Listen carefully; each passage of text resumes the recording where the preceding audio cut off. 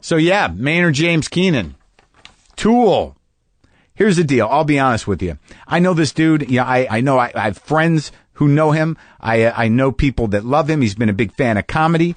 I find him to be a very interesting guy. I've listened, before I talked to him, before I knew I was going to talk to him, I'd listened to a couple of his records. They rocked. I dug it. But Tool is one of those bands where it's like you're in or you're out. And, I was in for a record or two, but, I felt a little at odds because I know that people who love Tool fucking love Tool. They love them. And I don't know about you, but I'm the kind of guy, if I dig a band, and this happens more as I get older than when I was younger, but I remember the first time I heard the Flaming Lips, I had to go out and buy everything by the Flaming Lips. The Thermals. I saw the Thermals in, where was I? South by Southwest or somewhere. And I was like, who the fuck are these guys? I gotta have everything by the Thermals. I'm a big, I gotta have everything by that guy. I like one song. I gotta have all of it. I almost interviewed Alice Cooper. I went out and bought every Alice Cooper album there is. And then it fell through. And I'm not a big Alice Cooper fan, but now I got all of them. Am I gonna listen to all of them? I don't know. But I always wanted to get into Tool, but I felt like the window had closed for me. Whether it was I was too old or I missed that stage in my life where Tool was going to be, completely relevant to me and up in my head and in my heart all day long, like one needs to be when you are into something. And then, I knew I was going to interview Maynard, and I got respect for the guy. He's out there in the desert. He's making wine. He's making music. He's a fucking impressive cat. He does what the fuck he wants to. He's made some insanely great rock music. He's making nice wine now. He does what he wants, this guy. And he's an interesting cat. And I'd only listened to one or two records. So when I knew I was going to interview him, I went out and I procured everything by Tool. And I sat there like an angry teenage boy and I listened to it day and night. I listened to Tool and the other stuff. I listened to it all, man. For a couple of weeks. It was just all Tool all the time. I put it into my head because I wanted to be right. I wanted to look him in the eye and know his shit. But the weird thing is I've done with this at times with a couple of other musical guests, and quite honestly, it doesn't matter. The guy's a guy. He's going to be sitting there. What, are we going to go through every record? Are we going to go record to record? Are we going to go song for song? I'm going to talk to the cat like he's a guy. But I had a head full of fucking Tool when I talked to him. Just know that. I will do that occasionally. I will fill my head up with fucking music by the person I'm talking to, even if you can't tell. Now, obviously, I didn't get, I know some of you are thinking, well, the John Cale one, you didn't have the new one. I didn't, but I listened to as much John Cale as I could. I do what I can. I can do that kind of research because I enjoy listening to music. And it's really the most, and that research is so irrelevant to a conversation that it's not even research. It's just I want to know the tone of what comes out of this artist, man. I want to know the tone of it. I want to feel it in my heart and in my head. The sad thing is you can't force your heart to take some shit in. Your heart's going to open when it's going to open. It's going to open without you knowing it. You can't force it, but you can fill yourself up with it. And maybe you'll have that moment. Maybe you have that moment. Sometimes with music, you got to be a little younger for that stuff. Especially for stuff that resonates with the emotions of fucking anger. Yeah, look, man, I still listen to AC/DC. I got all of them. I've had them all since high school. It's still there. My heart is still wide open. And my mind is open to Tool. And a couple of songs got into my heart. So let's talk to Maynard James Keenan. And I hope I do justice for you fucking people that love Tool. We'll see. I enjoyed talking to him.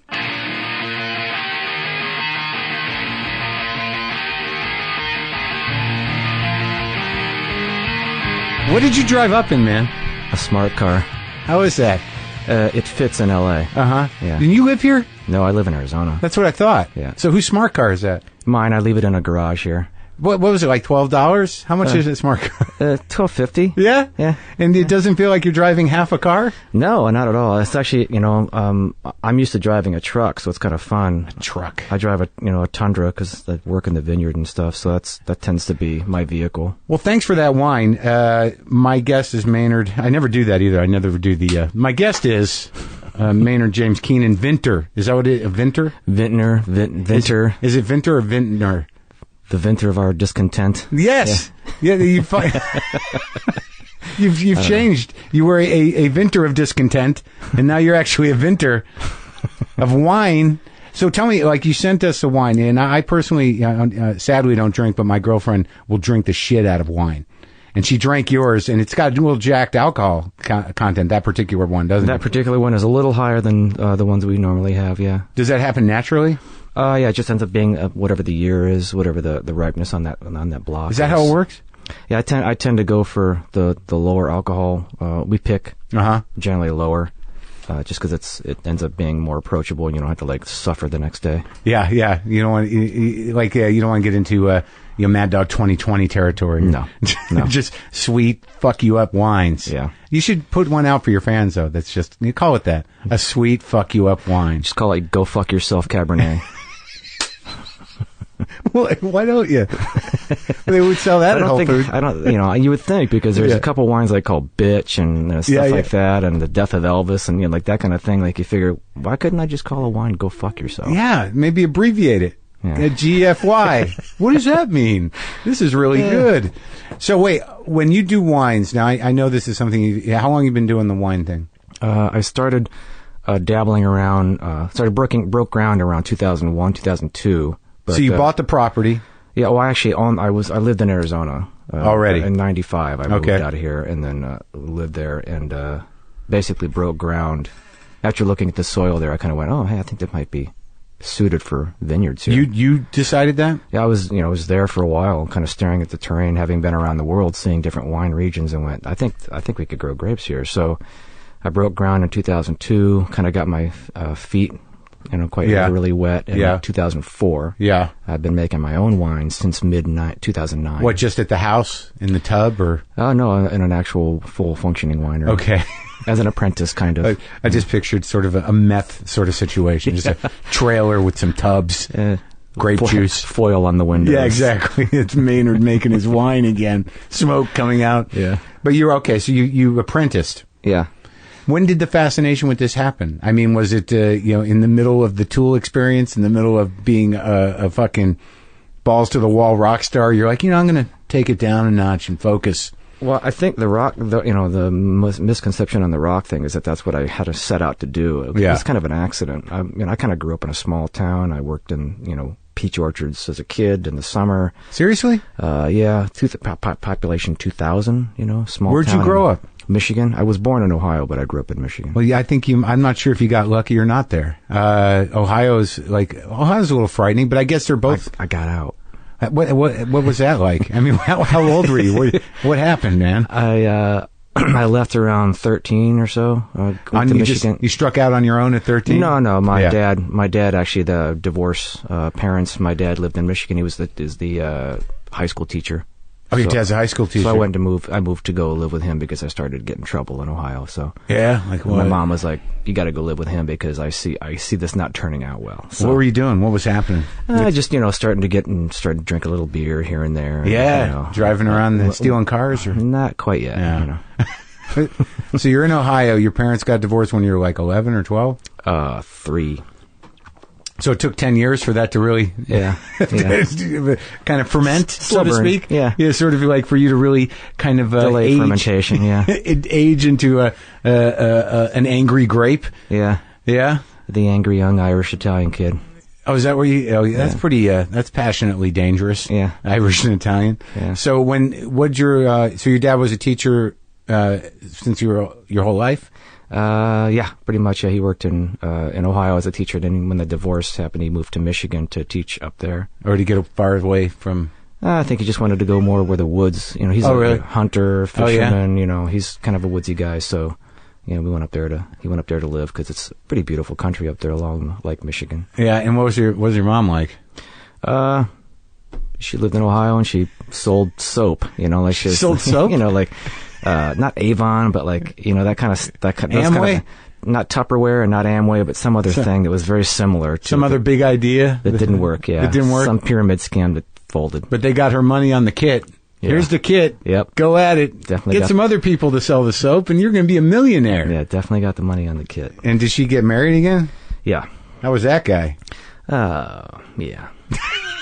Yeah. If you can't say anything good about someone, make sure you say it very well. He's a cunt. Yeah. Really? Wayne, what brand of cunt? Just creepy cunt. Oh, really? Yeah. Bad shit. Yeah. So that was another reason to get out. It's probably why you just started freaking out, right? Just started fucking off. Fuck that guy. Yeah, we're done here. Yeah. wasn't old enough to bury him in the backyard, so yeah. Figured it's probably time to move on. But well, you would have. Is that guy still around? I had no idea. Oh, good. Yeah. Do you talk to your mom though? She passed away. Yeah. But the cunt might still walk the earth. He's still cunting about, I'm sure. So you move up there with your dad, and you're out there working on farms. Yeah, we had our own garden in the summer. Working, which of course, as a kid you hate, but working in the garden, kind of doing some stuff in the orchards because we were surrounded by orchards, peach and apple orchards. So I worked in the orchards quite a bit. Did he see that, or did you see that as sort of a rehabilitation? Sort of like, was he aware that whatever the hell you were going through there, you needed out? And it was an interesting time of my life because that was basically right at the end of junior high, going into high school, and before I'd moved there, his house wasn't properly grounded, and they got hit by lightning, and it blew up their TV. Yeah. So I spent all of high school with no TV. They didn't replace it for 4 years? He's like, you know what? Let's just leave it alone. But, we'll go do other things. So I got in. That's smart. He was a wrestling coach. I got into cross country and wrestling, and we, fishing and working in the garden and stuff like that. So I got more into my head, like writing and doing that kind of thing. Better than jail. Yeah. Better than sitting there rotting your brain out on television. Yeah. So I stopped. I didn't drink that whole. As soon as I moved there, that tendency to go out with your buddies in high school and drink. I couldn't really do that because he's a teacher at the high school. He's the wrestling coach. You're busted. No matter what, you're going to get busted. No winning. So I just didn't do it. So you just hunkered down? Yeah. What time, what kind of kid were you? I mean, what kind of stuff were you writing? Was it sort of the awful poetry? So awful limericks and stuff. Oh, just limericks? Yeah. There was no, you didn't, you can't look back at that stuff and see the seeds of the Tool lyrics that changed the minds of many people that age? God, no. They're just really? You put just rhymes. You put those on a piece of paper, did you? Yeah. Wow. Yeah. So you start working in the vineyards and you start doing outdoor shit and you wrestled. And when did what kind of kid were you? Who were your what kind of music were you doing? What kind of car were you driving? Didn't have a car at all till after the military. Really? I didn't drive at all in high school. I ran everywhere. I was a cross country kid. God damn, an athlete. Yeah. That's good, man. I like the weird athletes, not the jock, football team, basketball team, the baseball loner team. I was we were with wrestling, you're on your own. You're on the mat. It's you against some other dude who wants to rip your head off. Right. And then in cross country, you're running from guys who are also running from you. You're kind of being chased. Yeah. Chasing and chased. That's a fucking solitary game, that long distance thing. But it must feel great. I mean, how long did you have to run? What was a long distance race? I don't know. In high school, it was just over 3 miles. Oh, okay. So it was a good solid race. I wish I had done that. Yeah, I never did any athletics. In college, it was 5 or 6 mile races. Oh yeah. You stayed with it? Yeah, a little bit. So who were you listening to music? Did it have any influence on your life? Were you thinking at that time, this makes me feel better or anything? Yeah, I think so. I mean, there's always those little seeds of things that pop up when I look back. Yeah. Actually, I was going to come to see you, and I had a bunch of questions for you because just the comedy background. I'm in the process of writing a biography with a friend of mine. She's kind of handling this. It's kind of a semi-autobiography. She's writing your biography with your help. Yeah. So we're basically tag teaming on every time something comes up, I go, oh. Let's just see how far we can go with this. I've been interviewing old friends who were also influenced by people in our lives. So we're basically talking about the people that were influencing us. Okay. What do you got? Individuals and stuff like that. But then just, talking to you, I was like, okay, you know what? I'm going to go back to the people that I didn't meet, but I was influenced by, which are early comedy records. I'm trying to think of what was the first comedy record I had or saw. Uh-huh. So I was going to ask you that because, of course, you got into... you eventually got into comedy. So what was it that, in your early age? Did you have an album that I really remember? A show that you saw? I remember watching comics on talk shows during the day, after school, Merv Griffin and stuff. Right. And also I remember, my grandmother used to love comics. So did my grandfather. So I sort of enjoyed seeing older guys. Like I remember the Dean Martin roast and stuff. But like Buddy Hackett and Don Rickles and those guys, I thought, they were hilarious. And then I think the first kind of more radical stuff I got, it must have been I must have been like 10 or 11. I somehow managed to, I had Carlin's Class Clown. I had Cheech and Chong records. That's what I was waiting for. Yeah. I mean, I had a couple of them. I remember, class, shut up. Yeah. Dave's not here, man. I remember like... it's raining cats and dogs. Yeah. Yeah. And what was that riff? They did that whole... I think I might have had that earlier. The it looks like dog shit, tastes like... Yeah, must be dog shit, that old joke. But they did a riff on that. Yeah. I think I remember having the Wedding album, Big Bamboo, Los Chochinos, or what? I don't remember which one was that. But I had a couple of Carlin records. I remember getting Richard Pryor. I don't remember which Richard Pryor, and Steve Martin's records when they came out. Yeah. I remember seeing Steve Martin on his first tour. Right. And then, once I got a little older and things got a little darker, when I started smoking cigarettes and all my heroes became drug addicts, things started to shift and I had to understand different things. But those were the first ones. Why? Which ones did you have? Same ones? Yeah, same. That was like, I remember sitting out on, a friend of mine had one of those like battery operated little turntables. Yeah. That would close up into a suitcase? Because we weren't allowed to listen to that Cheech and Chong record. Right. Or the two Steve Martin records. That was like... Those were racy? Steve Martin? Well, it's like, that cat was the best fuck I ever had. Like that, in a Christian Baptist household, that was not good. You grew up with a lot of religion? Baptists. Like Ohio. Hardcore Ohio Baptist. I don't know what that means, but I just said it like it was a specific type of Baptist. A Bible in one hand and a machine gun in the other, ready to go annihilate. So for the Michigan was less so. That was not now. I mean, but it's. I think you're right though. I think there's a little bit of a different flavor. There's more of the Nuge flavor, which is less about religion in Michigan. Yeah, and more just about like I want to kill things and brown people are scary. Yeah, I lived around a lot of those people, but most of the people that like think that way, I met in Ohio, not in Michigan. Right. Most of the people around me in Michigan were everybody's like grabbing a shovel to shovel the snow. It doesn't matter, where you came from. So the Ohio thing, till you're about 13, you had the Jesus shoved in your head? Yeah. Hard? Every hole. Yeah. Every hole. Jesus went in. You were gang raped by Jesus? Yeah.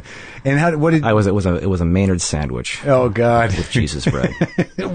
What kind of... what was your reaction to that at the time? I mean, did you just, lock into step with that shit or what? Yeah, just a lot of things that kind of went into it not making a lot of sense. Like, because I'm kind of a logical person and a fairly reasonable person. Yeah. And it didn't really, some of it didn't make sense. Yeah. Things, I saw a lot of holes in people's behavior. Like, you say this thing, but you're doing this thing. Like the stepdad? Yeah, just none of this makes sense. Yeah. How do you telling me this and you're doing that? Yeah. And when you got to Michigan, was that loosened? Yeah, because you're too busy doing things. You're too busy. We lived in a house that was a quarter mile away from the main road. Yeah, and that main road was dirt. Right. They got to the paved road. So when we were going to go to work or go to school, we were up at 5 a.m. with the snowblower and the shovel, making our way out. Practical things. When you're doing the practical things, we need food. Yeah, practical. When you're doing that, when you're having to cut wood, build the wood stove. Yeah. Did you hunt? I didn't really hunt. My dad did. Yeah. But but for winter we had venison on the table because you go out the first day of bow season, first day of rifle season, and get 1-2 deer for the summer or for the winter, and dress it, and that's what we had for the winter was the venison. See, that always fascinates me because I didn't grow up with any of that. My dad had a few guns, but not for the right reasons. I'm not sure why he had them, but he was because you never know. Well, it was either going to go against him or somebody coming in the house. It was never clear, but it could have gone either way some days. Get out or I'll kill me. But I've always, I've known people that grew up around hunting, and just I've seen some of it. But I mean, were you like, sitting there watching your dad take apart this deer? Yeah, it was a very fascinating process, and I have never actually killed an animal myself to prepare it for that, other than like a fish, fishing. So I feel a little hypocritical eating meat, a little bit, but it's just the society we live in. That's part of your thing. But I have dressed animals. What is it? You mean taking the skin off and gutted them? No, I just put little dresses on them, like hats. Well, that's a nice thing. Yeah. Look at the little doggy in the Now sweater. let's eat you. Yeah. Now we're gonna eat you. But you've pulled the things out and said, "What's this? Yeah, I got these. Will this stick to the wall?" Yeah. What do we do with these? Was your dad the kind of dude that's sort of like, we gotta dry some, we're gonna cure some, we're gonna freeze some, we're gonna cook some? We mostly just froze it. Yeah. No jerky. No jerky. There's no jerky in the past. Quite a few jerkies in our neighborhood, but no jerky in the cupboard. So, what kind of music were you listening to, though? Back then, I had early stuff. I had a kind of a hippie aunt who got me into like Joni Mitchell and stuff like that. But really? Of course, I was the guy. I can hear that in the Tool records. There's a lot of Joni Mitchell there. Yeah. As a matter of fact, I was re-listening to some, and I'm like, wow, I never noticed it before, but this is a lot like Joni Mitchell. That and Steve Martin Brothers album with the banjo. There's a lot on of the other Steve side. Martin in there too. Yeah, just a lot of lighthearted, kind of goofy shit in those Tool albums. And God bless him. Yeah, but so Joni Mitchell, that's the first one that comes out. Whenever we record vocals, I always have like a room full of people just hold hands while I do the vocals. And flowers everywhere. Yeah, incest burning. Yeah. Oh man. But okay, so Joni Mitchell. What else did the hippie aunt deliver? Well, that was the other thing. She went, not only that, but she also gave me like Black Sabbath, Right. Black Sabbath. Sure, the first one. Yeah.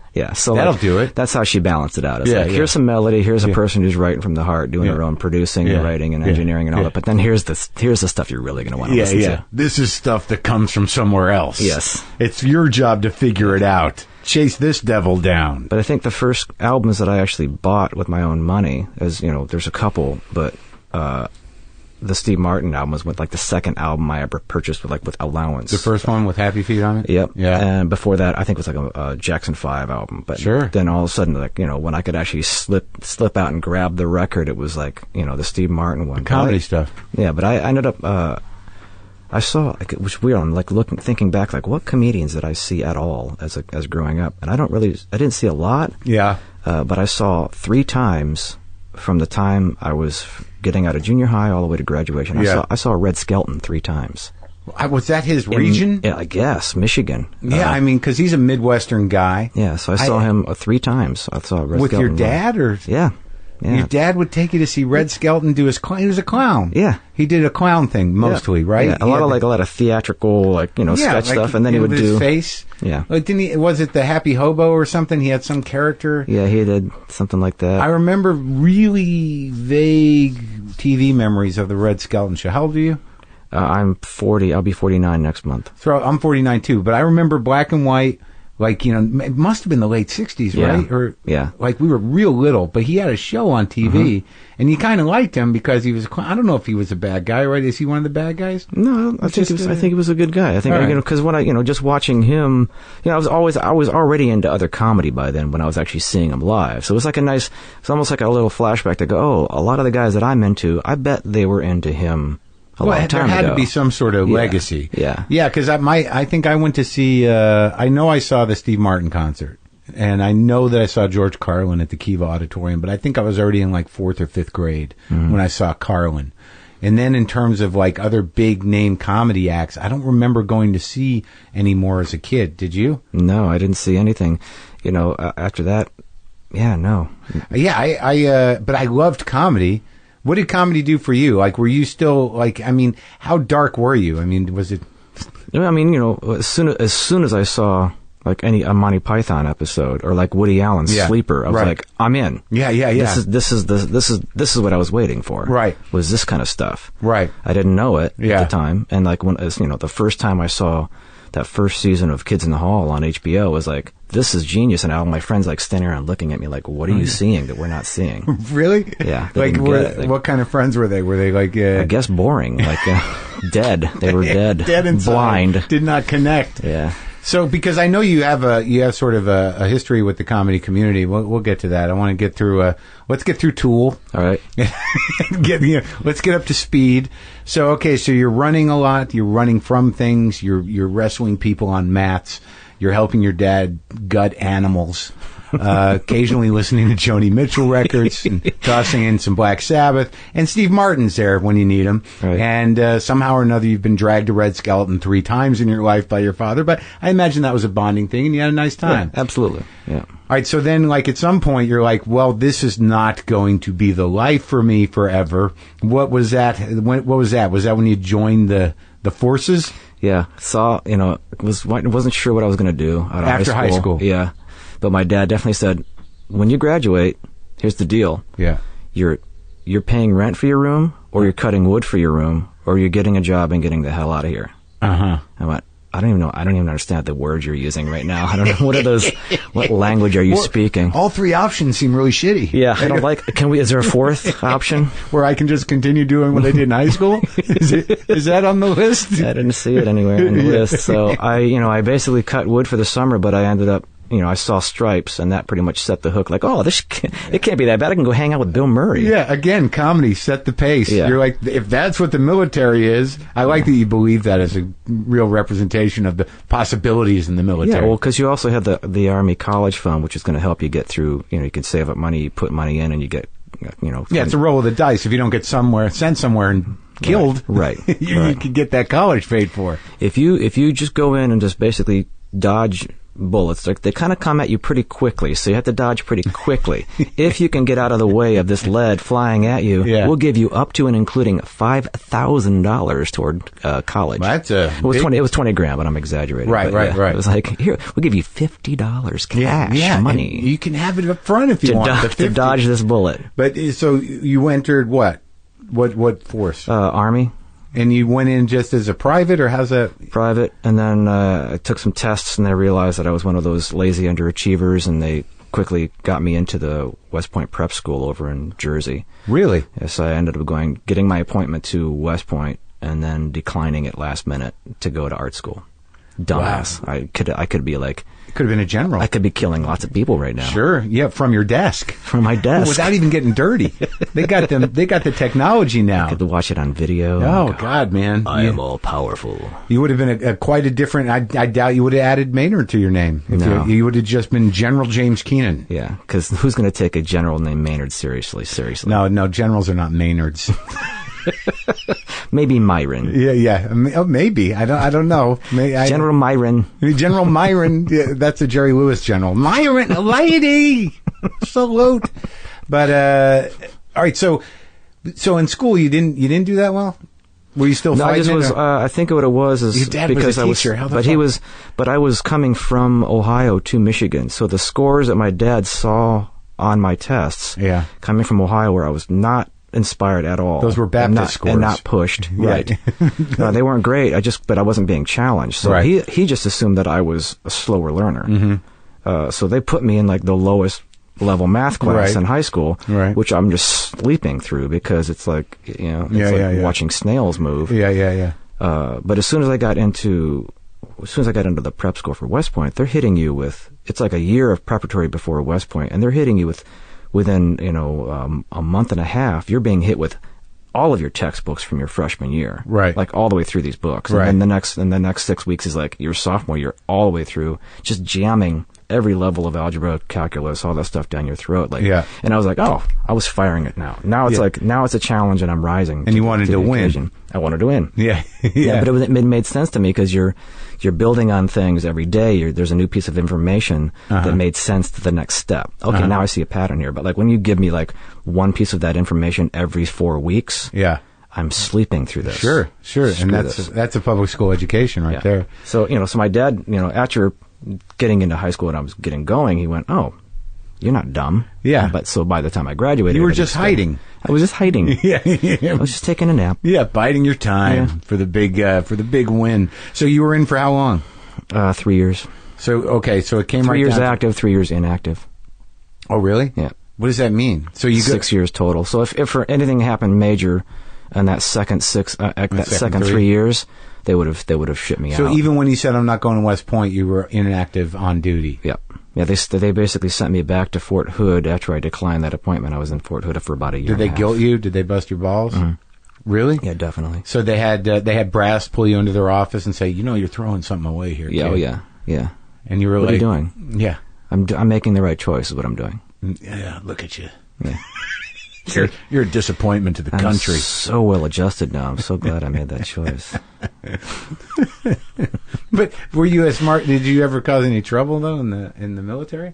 No, not really. I had a good time, kind of. I mean, the weird thing about the military is that, especially in the Army at that time, you're kind of coasting in a way. You realize when you're looking at those things, now that, I look back, there were things that they were training us for that we weren't about to do for another 10, 15 years. But they were training us for them then. Like what? Desert training. Oh, really? And we're talking about, only a few years out of Vietnam, and we weren't doing any kind of like swamp training. It was all desert training back in 1984. Oh, really? 82. So we're done with swamps. Yeah, we were and rice paddies. We were desert training in 1979, 80. So they knew that, and they knew where they were going. Really? Yeah. And did you realize that in retrospect? I mean, retrospect, absolutely. As soon as I saw us going into the Gulf War, I would have been a lieutenant, a water bar lieutenant for the first Gulf War version 1. 80. What was that? That was 90. 90. Yeah. Yeah. And you were out. You're already out. Like already out. Yeah. Way out, right? When did you get out? 85. So 88 was my end of sentence. So sort of just under the radar. Yeah. Wow, man. Yeah. So all right. So you turned down West Point, and what made you decide to go to art school? I mean, what was what? I'd always kind of been that guy. If you look back on, like, when you were a kid, like, you had that weird little aptitude booklets that they have you fill out when you're in kindergarten and all that. Yeah. Always, if you look at the back page, it's like, what do you want to be? Yeah. And I always had on there artist and soldier. Artist. I checked too. I don't know why. I think. Yeah. I've never heard that as a title, but I think it's a good title for something. An artist soldier. It's sort of a frightening idea. Martial art. Sure. So okay, so you did the soldier thing. So now you're like, I got to check that other one off. Artist. This was a kindergarten dream. Yep. I'm not going to sell that kid out. I'm painting. goddammit. Shut up. I'm painting. So what did you study in art school? Sculpture, printmaking. Sculpture. Yeah. Did you do some sculptures? No. I chased a lot of other art students. School girls? Maybe. Yeah, whatever. I'm married now. So no, I just did art. Okay, man. You can't. The past is the past, right? The past is the past. You say that, but they will hold you responsible for that past. Absolutely. If you go into it. Yeah. No, I just painted. Mm-hmm. No sculpture, just painting. So it was actually visual arts that you did? Yeah, it was kind of, as it turns out, the one I went to one in Michigan, just because I figured I'd be closer, at least be able to visit my dad during this school. But it turns out it was more of a design, computer-aided design and advertising design kind of school. So there's a small, like, rebellious little fine arts section in that school, and I was part of that rebel team. And what were you painting? What were your particular I was doing rebellious more like activities? My biggest thing I was doing was printmaking. I really enjoyed, like, laying out, using copper plates and doing all the etching and stuff. Really, a lot of I like the process. I like the idea of, like, taking this blank piece of copper, coming up with some kind of image, and then somehow figuring out a way to get this on paper. Right. With all these things that could go wrong in the process. The chemicals where you had to lift this thing out, those plates, and you had to do 2 colors, so you had to line them up. Mm-hmm. Were you doing art prints, or were you or posters or anything? No, just real nice pieces of, like, small handmade paper that you do the etchings on. Yeah, Italio printing. And that, where are those? I have them in a drawer somewhere. I did several. Hey man, when the shit hits the fan, I see an art show. This is some high priced shit. The early prints. Maybe I can get in wherever Paul Stanley's showing his crap. Oh boy, lucky you! I tell you, what does he show? Just different pictures of animals and photos of wigs. Or something. Yeah. All right, so you're doing that. You're digging that, and then when did you give yourself the name Maynard? Just after high school. Yeah, like it was. What was that? Where it was some of that crap poetry I was writing. Like had a character in it that was a Maynard character. And then in the Army, when I was at West Point running a lot, I was running miles and miles a day, and I started losing a lot of weight, and I started kind of looking like the character that I'd drawn for that poetry. Yeah. And friends were starting started to call me Maynard. And that just stuck. And it was kind of a nickname for a moment. Then when I moved, it's weird. When you move to a new place, you have a blank slate. Right. You can just be whoever you want because they don't know you. Right. So I just introduced myself as Maynard. And just to see if it would stick. Yeah. To see if anybody would go like, why would anyone call themselves Maynard? I call bullshit. Well, I mean, there's got to be a few Maynards, and I mean, if there's going to be a Maynard anywhere, it's going to be in the Army. True. You're probably one of many Maynards. You didn't meet any other Maynards? No, I didn't come across any. Myrons?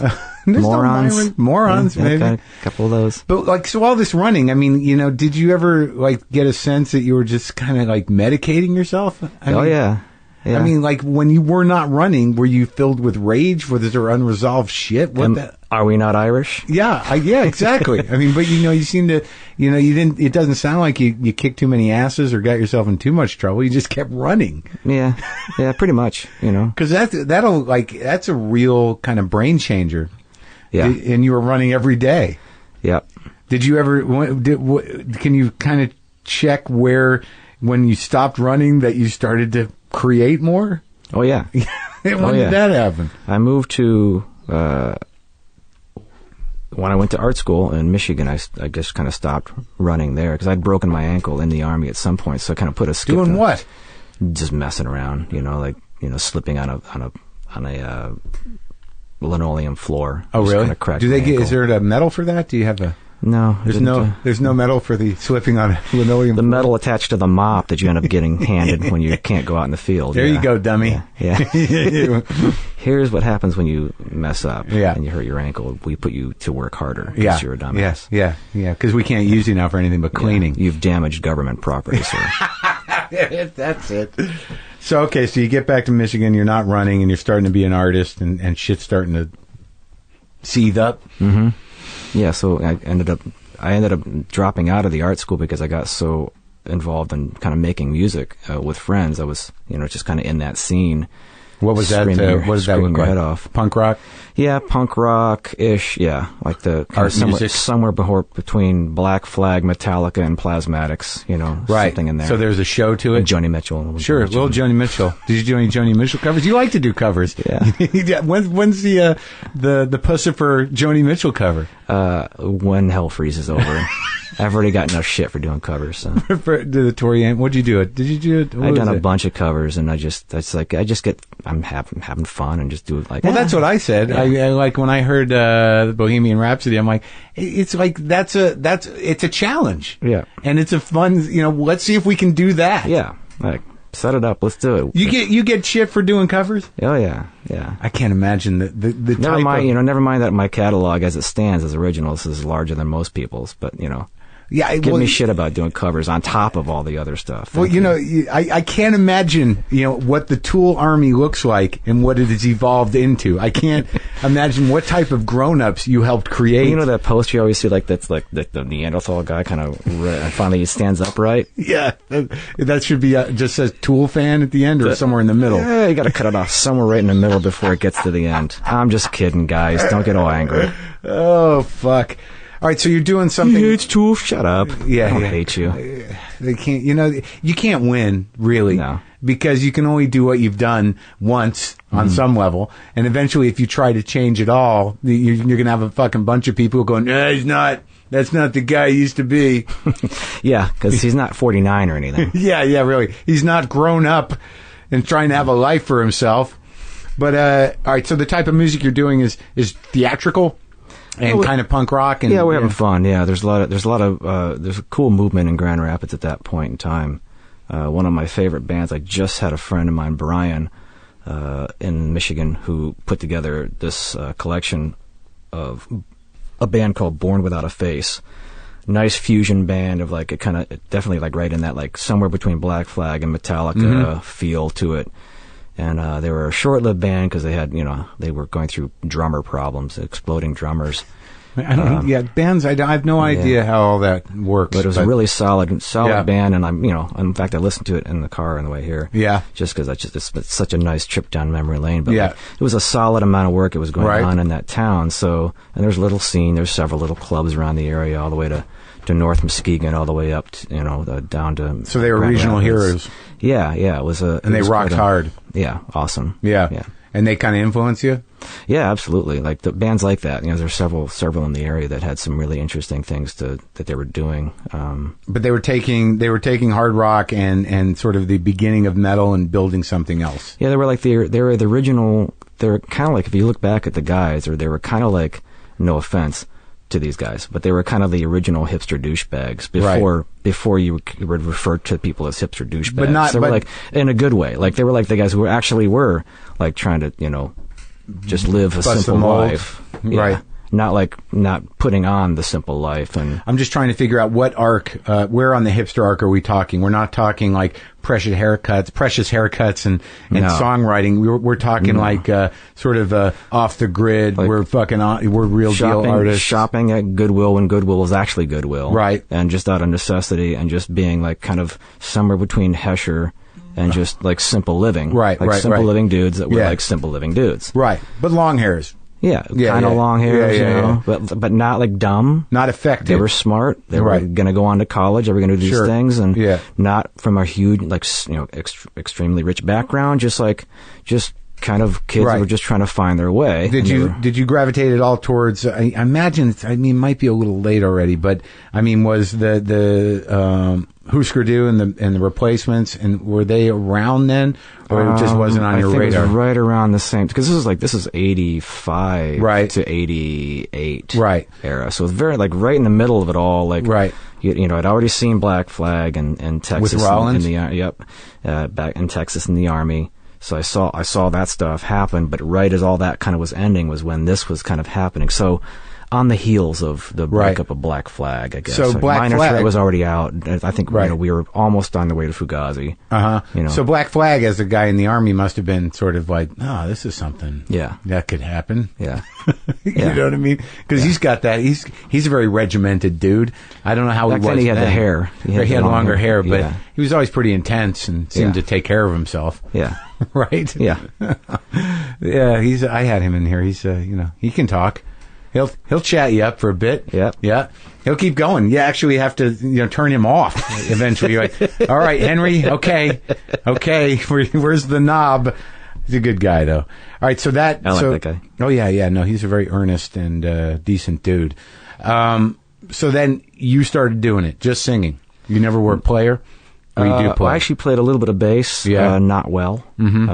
But then kind of went on to kind of doing a little bit of my own singing in those bands. And then Grand Rapids is a very, as I got into it a little farther, it's a very cozy place to live. The rents are low, the families are kind of tight.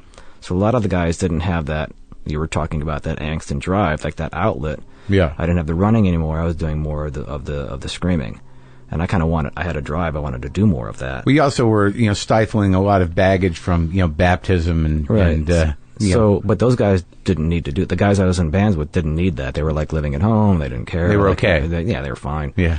They looked a little bit like the kids from the Columbine thing, but they were good kids, and they were going to go on to do stuff that was stable but very family. So they didn't have the same desire. So I gave it up. I didn't want to do anything. After a while, I just quit. I didn't want to do the music because my experience with wanting to do it and then not having anybody around me that wanted to do it with me to go to the next level was kind of disappointing. So I kind of just stopped, and I went to work in Boston in a pet store. Wait, so in Boston? Yeah. Where? It used to be called Boston Pet Center. It was down on First Street, down across from Lechmere. Oh, okay, over Cambridge. By Lechmere. Yeah. Oh, yeah.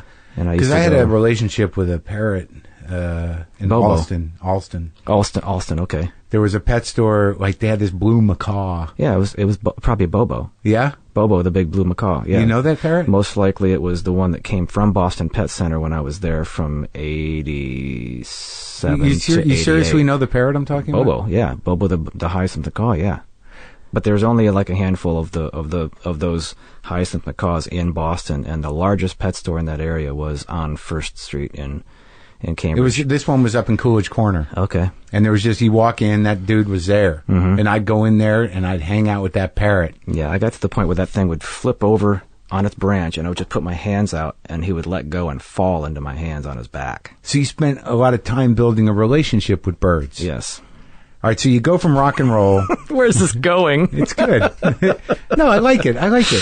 This is actually exciting to me. So here you are, you're fucking, filled with fury. You're singing your fucking guts out, and you got a bunch of dudes that are like, "Nah, we're gonna hang out," and you're like, "Well, fuck it." So you end up going to Boston just to live a pet store dream. Why'd you end up in Boston? I had a friend from high school who had moved out there, had a good job. He worked at this wine shop in the north end of Boston at Martinetti's. Yeah, I know Martinetti's. Yeah. He used to work there. So he turned me on to like wine and stuff, but I basically just kind of went out there to get out of Grand Rapids and get away from that setting, just to kind of like, I guess in a way, find myself and figure out what the fuck I wanted to do. So what was your job at the pet store? Cleaning up bird shit.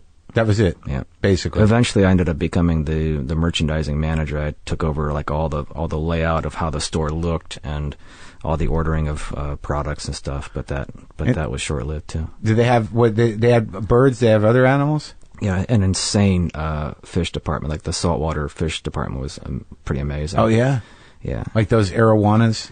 Or was that what they call it? The big long fish. Yeah, they had all the crazy stuff. Like people would come in from miles to get some of the saltwater fish that they had in that place. It was huge. It was kind of like twice the size of a pet land nowadays, but like with actual cool stuff in it. Or like a privately owned, so they cater to unique stuff. Monkeys? No monkeys? No monkeys.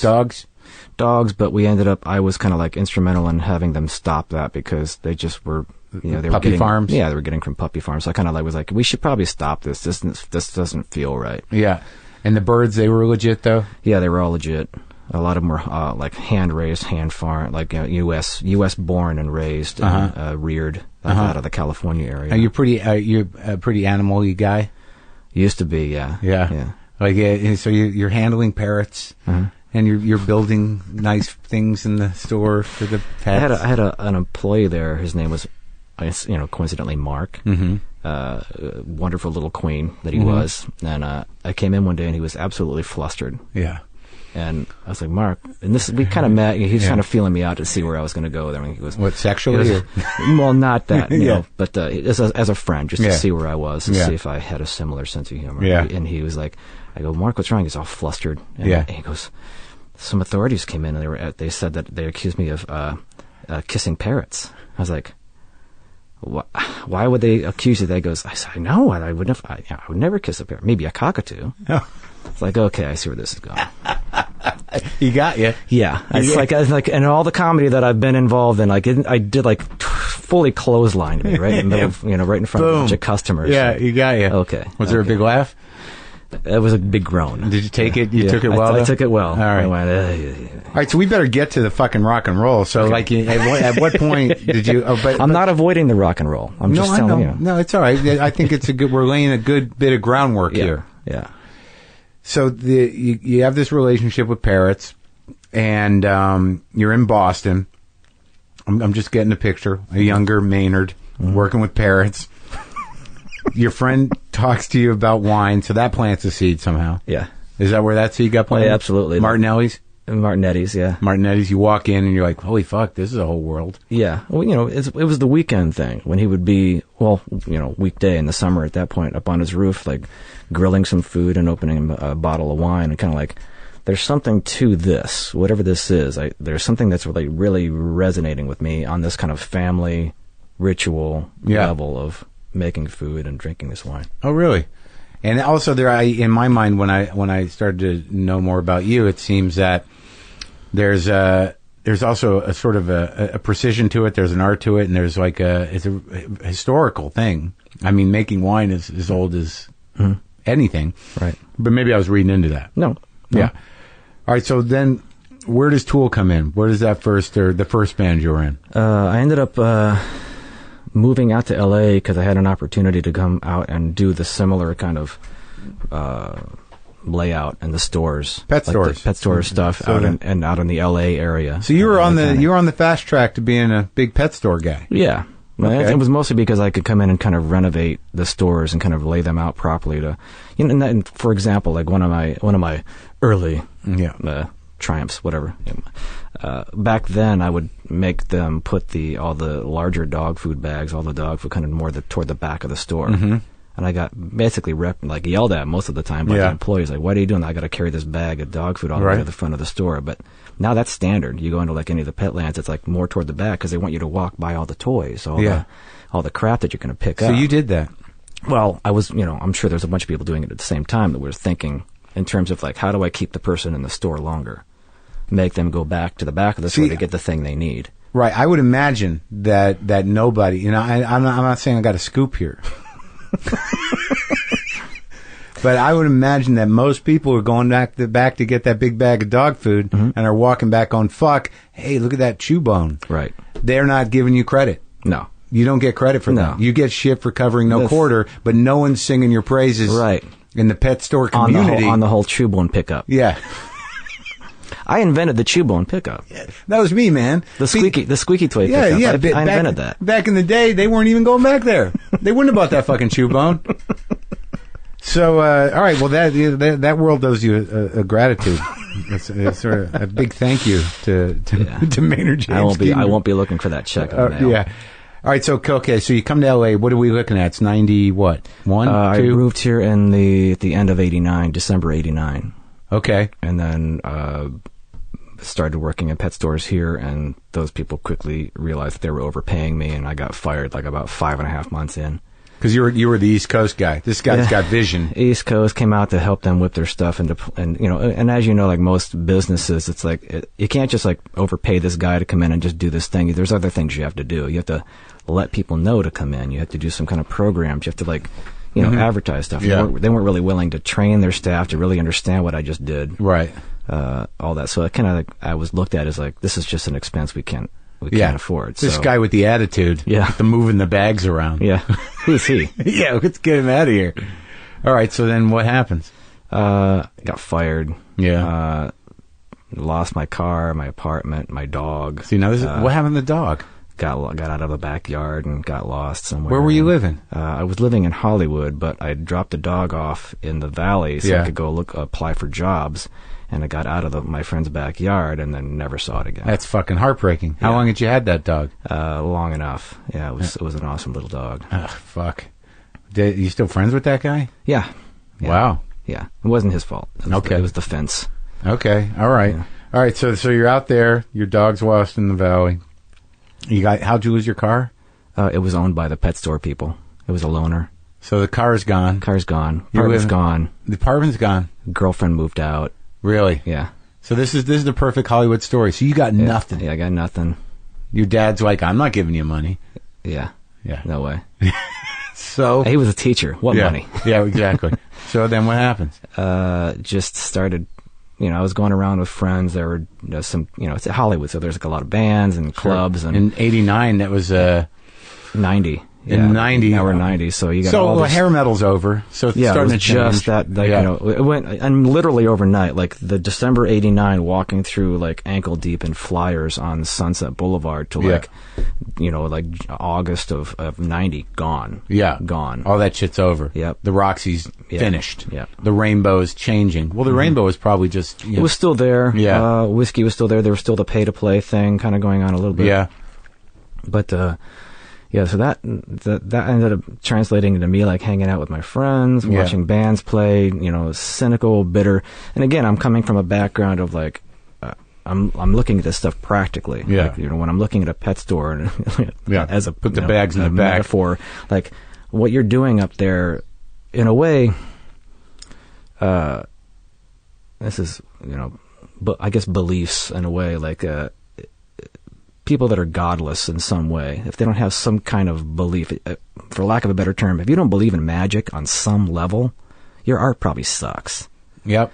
You got to believe in some kind of magic. I don't mean if it's God or whatever you're into. Like if you're not inspired by, if your heart isn't lifted by some supernatural thing that you have witnessed or you believe in, real or not, right? You're probably going to be focusing on your looks, your, money. Right. There's going to be something you're focusing on that has no heart. Right. You're going to be hanging your hopes and ambitions on material things, right, and just getting them. So I would go to these clubs and I would see these bands playing that just seemed they are all focusing on the wrong shit. There was no heart. There was no soul. Do you remember the bands? No, I can't do that to them. There's probably still around, like fighting for their lives. Okay. But they're pretty. They're looking. They're just like. But you're talking. You know who you are. But you're talking about the standard sort of like, I'm going to make it. Yeah, we're here in show business. We're here to make $1 million. Yeah, we've got some A&R guys coming down. They're gonna check us out, and let's. Yeah. We'll try to look like play the game, right? Look somewhere between the Chili Peppers meets Nirvana meets Metallica. Yeah. Funny hats and stupid shit. And no identity of their own. No songs. Yeah. No heart, no songs. Costumes. Sure. And you felt that. Yeah, totally. And you were like, fuck this. And I'm the drunk guy at the back of the room going, this fucking sucks. Yeah. Yeah. And somebody enough time, I said that out loud enough times that somebody went, okay, smart fucker, you try it. Right. You think you can do better. Right. And I went, all right. Yeah. Yeah. And that was right around the end of 1990, and by 91 we had a record deal and Tool was on its way. Right. So how'd you meet up with those guys? The ex that moved out, she introduced me to both Adam Jones and Tom Morello. So they were, and those, high school buddies from Illinois. Right.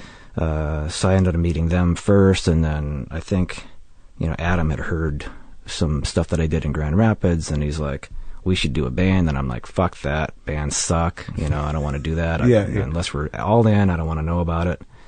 All in. That was important. Yeah, all in or not. So, if I don't want to show up to a practice and have you guys, oh yeah, so-and-so is hungover, they didn't come. Yeah. Or like, I'm doing laundry. I can't take that. We're going to do this or we're not going to do it. Because you're the front man. I mean, if you're going to have a band, they have to, you got your thing. Right. So like, how do we drive this thing? Right. We got to do it. Either we're going to do it or we're not going to do it. So you if we're not going to do it, I'll go do other things. So right. So, but he was like going, let's do this thing. And you go do other things, stand in the back of bars going, these guys suck. Yeah. So he finally convinced me because I got that challenge by some anonymous, prick nudging me like my Irish Italian flare up. Yeah. Fuck you, I will. Yeah. And that was it. Yeah. And you started laying down tracks? Yeah, we just, we're just playing around, just going, okay, it was mainly just because of the challenge. Like, okay, I'll show you how to do this better. I don't necessarily want to do this all my life. But you got a hell of a band there, right? I'll show, but I didn't know. I mean, we're just like, I just wanted to do things right. Right. I wanted to come from the place where we're doing it right, so you can go, here's how you do it. Now you go do it. Right. What, I got to keep doing it? No, you do it. I want to go over here. I want to do this other thing. I was here to teach you a lesson. I was just here, I don't want to do this. This is like insane. No, I don't want to sign your tit. Fuck. Go away. I'm here to make a point. Just here to make a point. About passion. So, all right. So the first Tool album was basically a fuck you. Yeah. To whatever was going on. Yeah. And that was exactly, apparently, what everyone needed. Apparently. Yeah, because people were like, who the fuck are these guys? Right. And you set a standard. Yeah. That's what you wanted to do. A standard in our own little terrarium, yeah. But it was on your own terms, and you were reacting. Yes. Towards where music was going. It was like in that weird, post-hair metal fucking, confused area. Yeah. Because it was like, I mean, grunge hadn't really started yet, or it was just starting. We were on the heels of that. Oh, really? Because that was kind of going. That's right. That's why we got signed, is because nobody in the music industry understood what was happening. So they were just signing anything. Right. They weren't sure. They didn't know. I guess what? So Nirvana, Nevermind was like 89 or 90, something like that. Yeah. So that was all, and Pearl Jam was doing their thing, and so they had found, they thought they hit some fucking gold up there. Right. And they tapped that out, and LA was still sort of like recovering from hair metal. Right. And then you kind of filled that gap with Rage Against the Machine and some other, who were the other bands around? At that time in LA, you had some pretty furious stuff that was going on in LA. Dumpster was a band that was around. But, Helmet was out of another area, but... those are the bands that kind of... Page Hamilton? Yeah, that was kind of in the wake of all that. Like, we were kind of coming up. And, Rage, Tool, Dead, White, and Blue. There's a couple good bands that were running around. What would you call it? I know you've probably been framed, but you were just playing rock? Yeah, we were just like rock, I guess. It was like, I guess we weren't really considered grunge because we didn't have the costumes right. No, but you guys were, but it's articulated. Flannel's all itchy. No. Yeah, but the music was different. I mean, there, the sort of attention paid to, I don't know, the grunge thing was a little loose. And, if you listen, like, I don't even know if Pearl Jam was really grunge, and I don't think so, because when I heard the first Pearl Jam album, I'm like, oh, Bad Company's back. This guy can sing like Paul Rodgers, but better. and then Nirvana was doing another thing, but it wasn't holding together this, there was a looseness to it, but you guys were always pretty fucking on fucking top of it. Yeah. Were you, do you know Claypool? A little bit. Because he seems kind of anal about shit too. I mean, I know there's a lot of dudes that are, but it just seemed to me that the shit was orchestrated. It was tight as fuck. Right. It had momentum. It had drive, and the lyrics were just searing into the fucking hearts and minds of junior high school kids everywhere. Right. That was the plan? No. It was just like, here's your 101 of how to do this properly. Well, when you talk about the magic, I mean, because you know, like I'm late to come around to you. Like even when I had friends, when you were hanging around with comedians, and you know, I know you were a Hicks fan, and I know people loved you. Like I couldn't connect with the music. It's just not the way I was built at the time. Right. Not you, but you know, I wasn't a metal guy. Right. And so you know, when Dave Cross and people like Posehn and you know, these people were like, you got to do the Tool. He hangs out here. I'm like, I'm trying, and I listen to it. I'm like, this shit is tight and it's great, you know. But I'm like, it's too big for me. But I knew that the impact was there. So when you talk about magic and you talk about, you know, beliefs, what were you talking about? Because you know, people who've seen you, like my chick has seen you a few times. And she's like, oh my God, Maynard's coming. So there was that. No, I'm not signing her tit. Really? Fuck. I got to call her because she's coming over. Put those away, honey. Yeah. But, you're going to see my signatures there, so you're going to have to fight with that. Yeah. Which one? Yeah. What was it, the magic? What were you drawing from? I mean, when you say something like that, you know, whether if you don't have God, and I believe this is true, that there's a fundamental thing in all people that sort of, you got to feel part of something. What was it for you? I just think in general, just life in general, there's a lot of good inspirational friction all around you. So if you just tap into the core of whatever that is, whatever's happening and trying to drive you psychologically, that's kind of a beginning space. Yeah. And then you just kind of build on some of that, you know, just that juxtaposition. But also like friction. Right. But also is the first album you're talking about Opiate? Mm-hmm. Yeah. So that album was there, you know, you were sort of cutting some sort of path for yourself in this sort of, you know, fuck God, fuck your order, fuck, you know, there was definitely that element to it where you were like, you know, wake up, you know, you're being easily led and you're being, and you're living in a hypocrisy. And that became sort of a through line, that and sort of, you know, provocative, filthy stuff. Right. Where you're like, you gotta add the buttfuck song on there. Sure, somewhere. yeah. Like, I mean, the fact that when I talked to my buddy Brendan, he was like, when the fisting song came out, I'm like, what do you mean fisting? Their big hit was about fisting. Actually it was, but it wasn't. It was about, completely losing touch with just being just needing to have so much stimulation, you've lost touch with how much stimulation you need to be stimulated. Right. I mean, the lyrics definitely speak to that. The fisting was the joke part. The fisting was the throwaway joke part. But the actual meat of something like that was about like, guys, you need to get back in the field and start digging some holes or shoveling take some your snow. arm out of that guy's ass. Yeah, and go shovel some snow. Wash your hand first, because I don't really want to pick up a shovel with shit all over it. Right, and I get the message of that.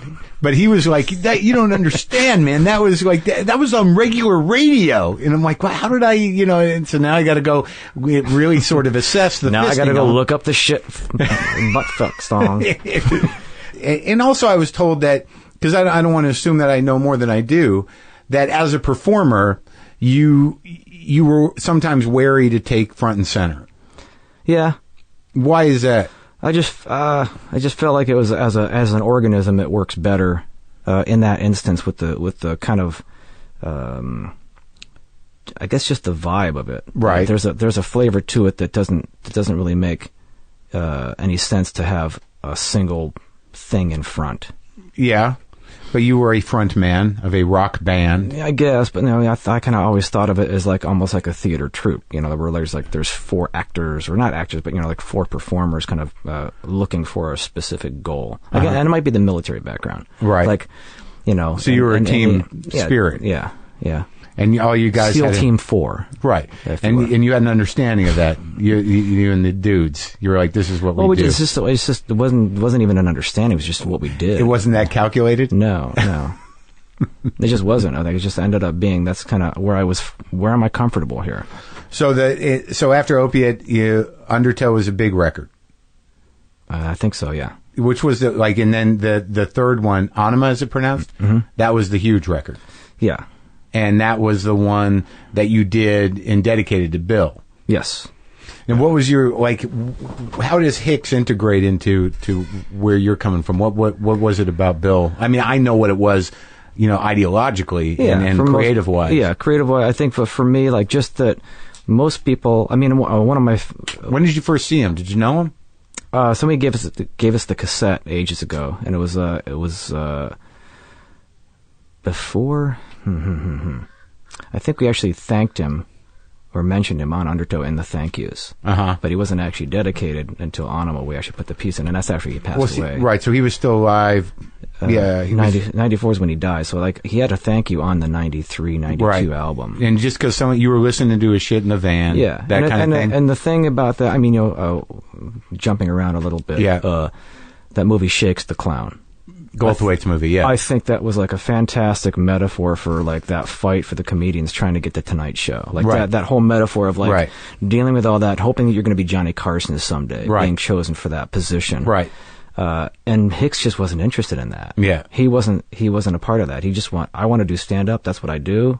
That's it. For me, that was the end all be all. And you could see that passion. It's no, I'm going to develop this art. I'm going to take this art as far as I can take it in this form. I'm not interested in using this as a stepping stone to get somewhere else. Which is exactly how you felt when you were watching those, the wave crash of the hair metal band. Yeah. You missed the whole boat. So there's only going to be one Carson. How are you going to manage that? And why is that the end all be all? What do you think is going to happen? Yeah, I don't. Yeah, Hicks was definitely. That doesn't seem like a fun thing to get into. Right. So the rebel spirit and the sort of individual vision thing, and also he was great. I mean, his jokes were great, and it was a horrible thing when he died. Because the picture you have on the Anima record that was inside of it. I mean, that was one of the. He was sick then. Right? Yeah. I mean, I know that picture. Yeah. Because he was thin and, and he was, And that was taken from a photo when he played down south here. At Igby's. Yep. That was the last show, right? I was there. You were there? Yeah. When he was kind of bloated and. Yeah. And were you there as a friend? You knew him at that point, or? I knew him. It was weird. We had this weird, I'm going to call it psychic because I'm not really a hippie, but we had a little bit of a connection. So I remember having an awful dream at some kind of motel, 2-level motel, and on the road. Yeah, I think it was out somewhere. Yeah, yeah. And I kind of knew his one of his managers, Colleen McGarr. Yeah. And Duncan. Yeah. I called him the next morning because I had this weird dream. It was all these friends of ours, and we're at a motel. And everybody's kind of walking through that breezeway between both sides, and up and down the stairs. Everybody's crying, and Bill's not there. Right. So I called Colleen or Duncan the next morning, and I said, "I had this fucked up dream. Yeah. How is Bill okay?" Yeah. And Duncan was like, "I can't talk about it." Really? I was like, "Whoa!" And so then a month or so later, he said, "Yeah, he's sick. Yeah, he's sick, and it's not good." And when did you meet him? He came out to Lollapalooza in '93, out here in LA, outside of town. Yeah, and actually did a thing on our stage at that show. Oh yeah, what did he do? Introduced us basically. Did he do any bits? A little bit. Yeah, how'd it go over? Well, yeah, it's Lollapalooza. Yeah. No, didn't go. I laughed. Yeah, did you spend time with him? Not a lot. A lot of phone conversations. We had a little love affair on the phone. Talked a lot. We were going to basically put together a tour because it was still when the band was young and still kind of up and coming. Before Anima. Yeah, after way Opiate. before. Yeah. So we were still at that level that we could probably pull something like that off. Because he always wanted to. He was pretty insistent on some of that music stuff. God bless him. Yeah. We'll just gloss over that. I actually played guitar with him once. How'd that go? It was interesting because it must have been '89, and he was living in New York briefly, and I was about maybe a year or two into being a comic, really. And I had moved to New York around that time, and I knew of Bill, and it was hard not to know of Bill. But he was hanging around, you know. I remember he was at the Improv, and, you know, he wasn't sure why he was in New York, because he really couldn't get over there. You know, you know, they didn't quite understand. Well, I mean, America in general couldn't understand like, literally the reaction was like, why is he so angry?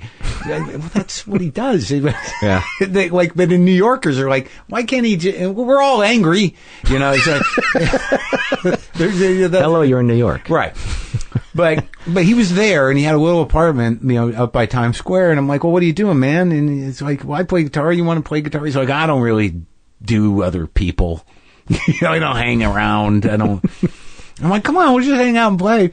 I just remember going over there, and he was nervous because he really didn't hang out with anybody. Right. And you can tell by his guitar playing that, you know, he's very, you know, he's a noodler, you know. Right. So I was trying to get a groove going, and Bill's just like, you know, going off on his own thing, and we did it for a couple hours, and I'm glad we did it. But it was very specific. He, you know, doesn't play well with others. Exactly, yeah. You know, but that was interesting. That would have been interesting. Had you talked about what you might have done, or was it just like he'd do comedy, you'd do music? We were trying to figure out what we were going to do. We were trying to figure out how we would work that in to where it somehow would be accepted in that form. And, you know, even then, it was hard for us to be accepted in that form, because, you know, we would play somewhere and you'd have these, you know, moshing skinhead dudes going, play faster, you know, and be like, listen slower or something. Right.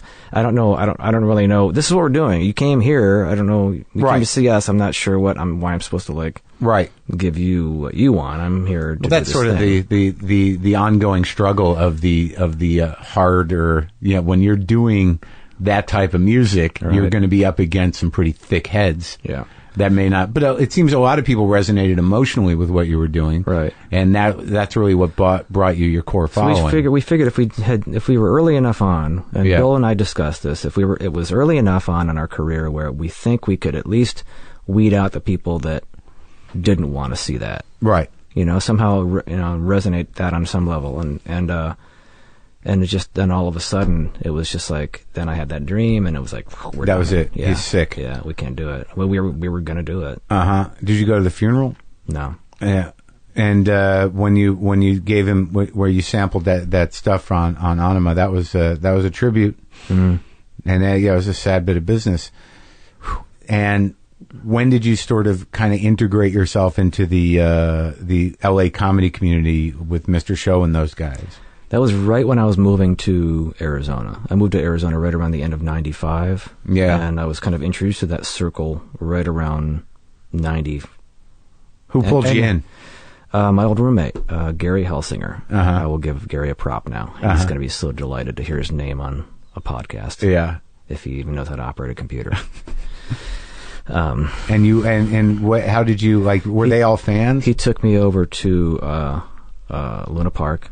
Luna Lounge, or Luna Park, right, Beth Lapita's show. Yep. Okay. There, and of course, then I got involved. That's where I met some of those guys, and got involved with Laura Milligan over at the who's on the cover of the Puscifer album. Yes. Which, when I got that record, I'm like, is this a comedy record? I know Laura. Literally, it got sent to me by a fan. Not you didn't send it to me. I got it. You sent me one too, and I'm like, what is this fucking record? And finally, I'm like, all right. I'll put it on. I'm like, holy shit. What is it? And it's like, oh, it's fucking Maynard's. All right. Yeah. That happened in reality. Nice. Yeah. Yeah. So you met Laura. She had Tantrum. Was her club over there on at the Diamond Club on Hollywood. Mm-hmm. And, you know, some nights Tenacious D would close her show, and some nights I would close her show as, like, her fictitious boyfriend who was supposed to close the show but never did. Like, he was... Right. Now he's coming down, and he's kind of a metal dude. And it was, like, kind of in the wake of that whole end of Sunset Strip thing. So her boyfriend, Vince, was kind of a hairband metal douche, but he's always trying to reinvent himself. So, like, this week he was, like, a Dead or Alive kind of band. Next week he was like, I'm grunge now. Now we're punk rock. And that was you. Yeah. That's hilarious. And that was kind of the original versions of Puscifer, was, like, just putting on these different things. A core guy trying to be all these different people. Right. Did you find that was a reality for you, like, in terms of your stage persona? I mean, it was fun. But I mean, as Tool, I mean, did you find yourself kind of dealing with the identity thing? Yeah, I think, you know, most guys famous actors or whatever, they say it's a lot. It's ends up helping them when they put on the costume, because they can kind of become the other thing. You take yourself outside of yourself, right? And it's almost easier to open up and do things, right? So that's what, for me, that was always performing with whatever band, even with Perfect Circle, putting on the mop, right. the cousin it wig, to just kind of hide behind that really helped. Because you could speak differently, or you could. Yeah. That's interesting, and because like you look at pictures of you over the years, you're like, well, does this guy even know who he is? No, no idea. Look at my ID. Yeah. I didn't know whether I was going to be scared of you or not. Nothing to be scared of. So you did some stuff with Mr. Show. You were in the famous Run, the Ronnie Dobbs thing, the Ronnie Dobbs sequence in the actual series, and we did a little song with Brian Posehn in the movie. Yeah, are you friends with Posehn? Yeah, I haven't talked to him in a long time, but yeah, he's doing good, man. Yeah, he's off the weed. He's a daddy. Is he? Yeah. Whoa. Yeah. Do you drink? I drink wine. Yeah. I guess you would have to. Yeah. But I don't do any of the weed stuff or any of that. I can't. I think I put my time in college. Wasn't one of your records sort of like driven by like recovery language or no? Perfect Circle, yeah. We had the 13th Step. That's 13th Step. Right. Yeah. There are lots of good inside jokes in that one. Oh yeah? Yeah. Because I had a lot of friends who were in the program, so like we had I inserted a bunch of good stuff. So if you were like in the program, you get all the stuff, you listen to some songs like, oh dude. Yeah. I know about that one. Yeah, only people in the program know what the 13th Step is. Yeah. Yeah. It's not suggested. but it always happens. Highly discouraged and often occurs. Okay. Yeah. So all right, so I guess we should go ahead and deal with the wine thing now. I mean,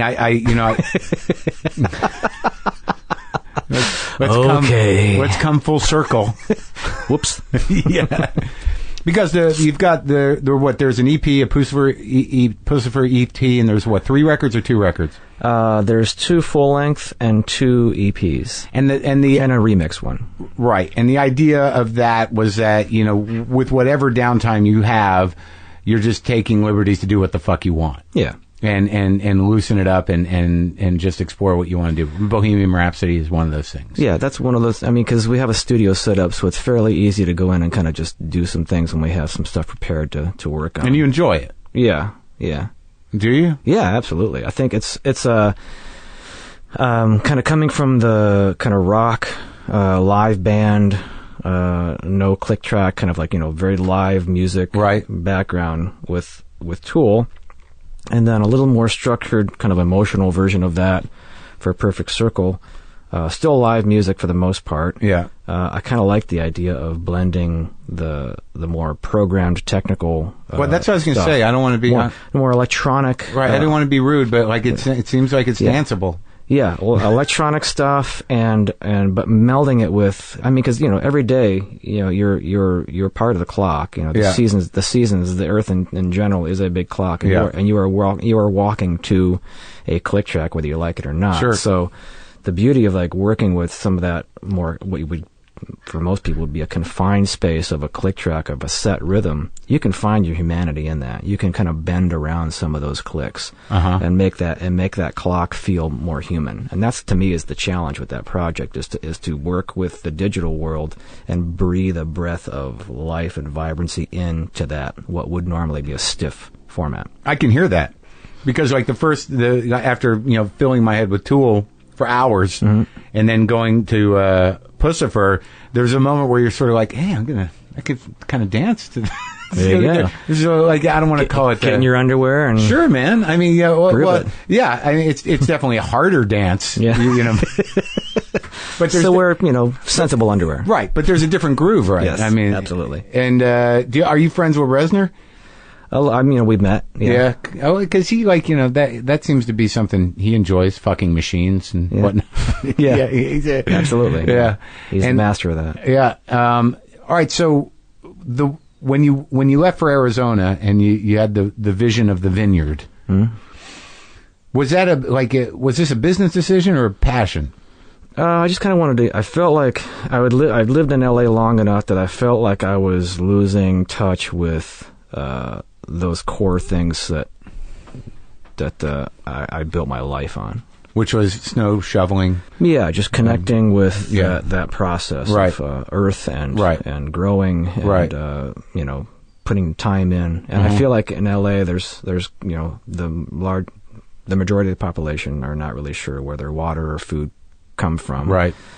Kind of losing. And, yeah, I think you kind of start to lose touch with some of that. You start, like I mentioned earlier, that belief system. You start really focusing on your looks or your power or your money, and if, you know, as soon as you start focusing on those things, you're never going to have enough of any of those. You're always going to feel older and fatter than you were the day before. Like this, you kind of lose touch with those kind of things. You don't really have time for that when you're actually working in a field or you know, getting up when the sun comes up to do a thing, because if you don't get up when the sun comes up, you lose the sun by the time you're not done with your job by the time the sun goes down. So right. kind of tuning yourself to that, I felt like I had to get out of LA because I felt like the music was going to suffer if I didn't. So you literally needed to ground yourself with the ground. Yes. Yeah. Yeah. Quite literally. Right. Had to get out and be able to see the sky. Right. And understand where the water came from. Right. And you built out the vineyards. How long did it take to get you? What was this apprenticeship you did? First of all, did you do it in Italy or anything? No, I just worked in a custom cross facility. Just kind of working as basically an intern, an unpaid intern. Where? Just like in Arizona, and then ended up once I kind of got my feet wet and kind of understood some of the basic processes, the 101s of it. I immediately called on a bunch of my friends that I met, you know, around the world who are winemakers, world-class winemakers, and I would call on them and go, okay, now I have specific questions now that I've actually done this. And you'd already talked to them at some point. Yeah, we were already friends with them. So from traveling? Like traveling, you would seek these people out when you were touring with Tool? Yeah. Because you had the bug. You were like, I'm going to make a vineyard somewhere. Yeah. So I'm going to be a being winemaker. able to reach out to Peter Gago, who's the head winemaker at Penfolds, finally establishing a relationship with him. A couple winemakers in California, and you just end up having that knowledge base you can bounce the questions off of from people who've actually done it. Now that I've actually met a few guys in Italy, same thing. You go, whenever I have a question, I send out an email to each one with a very specific set of parameters. And of course, setting up like, my grapes, my soil, my weather is not like yours, but here's the scenario that I'm looking for. Right. And I usually get some good feedback. And so you're like, how many vineyards are there in Arizona? There's quite a few vineyards. There's fewer actual, probably even number of wineries compared to that. But you do both. Yeah, I have vineyards and I have my own winery. Yeah. Now, once you got your education in place and you understood soils and grapes and everything else, was there a specific type of grape you were looking to get? That seems to be the racket, right? Is that what's the best grape that can perform? And we're still, we're starting to kind of narrow that down as a winemaking community in Arizona, but I suspect that we're going to do okay with Syrahs and kind of Southern Rhone grapes. But why? I suspect because more they grow better there. Well, I think more so the Italian and Spanish varietals. So like your Sangioveses, your Tempranillos from Spain, your Barberas, Nebbiolos. I think that stuff, just because the soil, the weather, everything about it kind of lends itself to those grapes. So I think you'll see in the next 10, 15 years, you'll see a lot of that stuff coming out of Arizona with some recognition. Like people going, no, this is for real. And you're going to be you're sort of going to be a pioneer there. I wouldn't call myself a pioneer. I think there's a lot of guys that are doing stuff there. Just it's one of those almost like that kind of 100 monkey theory. All of a sudden, there's a bunch of people that decided, I think now's the time. Like intuitively, you kind of like it all resonated at the same time. So all of a sudden, that tide started rising there all over the state. So I definitely I'm the biggest mouth for sure because I have a platform that I can stand on and shout from. Mm-hmm. But no, there's a bunch of people that have been doing it for a while. And there. How many different wines do you do a year? I have roughly 20 different wines that I'm doing. And the primary difference in each is time and grapes? Yeah, where the grapes are from, like what block they're from, and just kind of how I'm putting them together for a blend. Uh-huh. And you're sort of hands-on all the time with this? Yeah, my wife runs the lab, I make the wine, and we have a very large gentleman named Derek who cleans up after me. So it's a three-person operation, not counting, of course, my vineyard manager. And what's the vineyard called? Caduceus Cellars and Merkin Vineyards. Merkin Vineyards. Yeah, I figured you were fishing for that one. I just recently learned what a merkin was. There you go. Yeah, it takes me a while to get onto. And my girlfriend had to tell me after we saw a movie. She said, "There's a lot of merkins in that movie." I'm like, "What the fuck is a merkin?" See, I had to go into winemaking and music because I think I'm way more clever than I am. So, like, I'm not really funny. I couldn't really make it as a comedian because I'm not, I laugh at my own jokes, which aren't funny. And, I'd make dumb puns, like lowest on the food chain for jokes, like merkin, know. But I think it's pretty, but I think it's interesting the way, especially with your love of comedy and your understanding of Bill Hicks, is that, what you did in sort of a clever way, whatever you think you might lack in wit, that the power of the message you were putting through, you knew had to be tempered by something. Mm-hmm. That, and when you did sort of attach satire to it, by doing the fisting song or by, donkey punch the night away, like, I mean, it may be base, but, what it's pushing through is some real heartfelt shit. Yeah. And there's a balance that you don't want to be too clever. No. Because then, everyone thinks clever you're a is right on the edge of annoying. That's exactly right. Yeah. So, like, the crass element of satire is fucking important, man. Yeah. I mean, that's how you punch the big things through. Right. Donkey punch them through. Right? Yeah. And the future of Tool? I'm going to stop by the rehearsal space today, in theory, having beaten them up, going, please give me music, please give me music, please give me music, please give me music. In theory, they have a CD for me today to listen to some jams so we can get this thing going. Okay. You got words? Not till I hear this. Not till I hear the sounds. Is that how it works? Yeah, I can't. We gotta hear the sounds, and I can't write words till I hear the sounds, and I haven't heard the sounds. That's your process, though. You don't ever just sort of like, oh, I got an idea for a lyric. You got to listen to the music. You gotta listen to the sounds and go from the sounds. That's good to know. Yeah. Thanks, Maynard. No problem.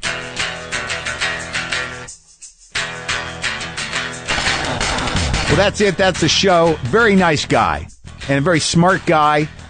And a diplomatic dude, man. I enjoy talking to him, man. I still am listening to Tool. I will let you know that. That's where I'm at. I'm trying to have it. I'm trying to have that same experience that I would have had if I had just fucking been a little younger. As I said before, I'm going to be in Denver this weekend. Go to WTFpod.com. Check the calendar if you want to know my dates. Check the episode guide if you want to know who's been on the show. Get the app. Get the free app, and then decide for yourself whether you want to upgrade and have the opportunity to listen to all of the shows. All 400 and some odd shows. I will be getting more ceramic mugs. Go to justcoffee.coop. Get the WTF blend. I got a little off of that. Do what you got to do. I'll talk about Breaking Bad eventually. I've had to do some of these shows ahead of time, and I don't want to spoil anything for anybody. But of course I fucking love it. Are you fucking kidding me? Boomer live!